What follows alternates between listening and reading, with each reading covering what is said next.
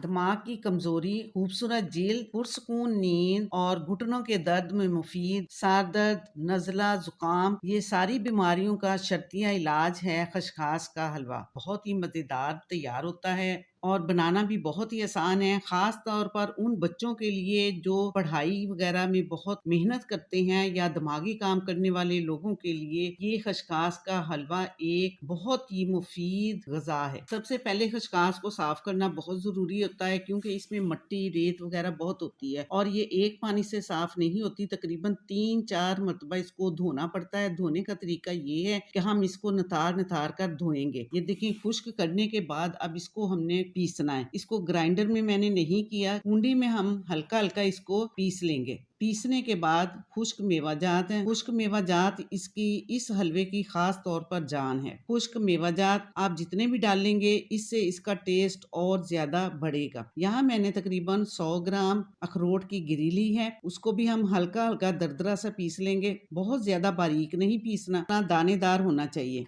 100 ग्राम पिस्ता और 100 ग्राम ही बादाम की गिरी है, ये भी हम दोनों इकट्ठे पीस लेंगे। चारों मगज है जो दिमाग के लिए बहुत ही एक मुकव्वी ग़िज़ा है। इनको भी हल्का हल्का हम दरदरा सा पीसेंगे। ये देखिए, माशाल्लाह इस तरह हमने पीस लिया है। 4 से 5 अदद छुहारे हैं जिनको मैंने बारीक काट लिया है। नारियल को कद्दूकस किया है। इसको आपने बाजार से वो जो इसका बारूदा सा होता है वो आपने नहीं लेना, बाकायदा नारियल लेकर कद्दूकस करना है क्योंकि जो वो बाजार वाला होता है उसका ऑयल निकला होता है तो उसका कोई फायदा नहीं होता। बिस्मिल्लाहिर्रहमानिर्रहीम। कढ़ाई चूल्हे पे चढ़ा ली है। दूध तकरीबन 1.5 लीटर है। खसखस हमारी तकरीबन 150 ग्राम है और इसके लिए मैंने 1.5 लीटर दूध लिया है। आप दूध ज्यादा भी बढ़ा सकते हैं। इसका मेजरमेंट ये होता है कि 1 पाव अगर खसखस है तो आप 2 लीटर से ज्यादा दूध डाल सकते हैं। जितना दूध ज्यादा होगा उतना ही इसका टेस्ट बिल्कुल हलवे की तरह तैयार होगा।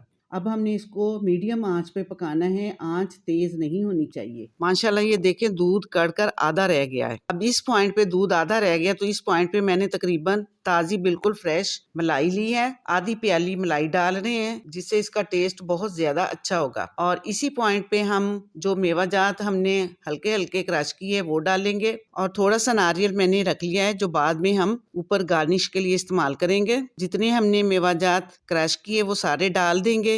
1 कप चीनी मैंने डाली है।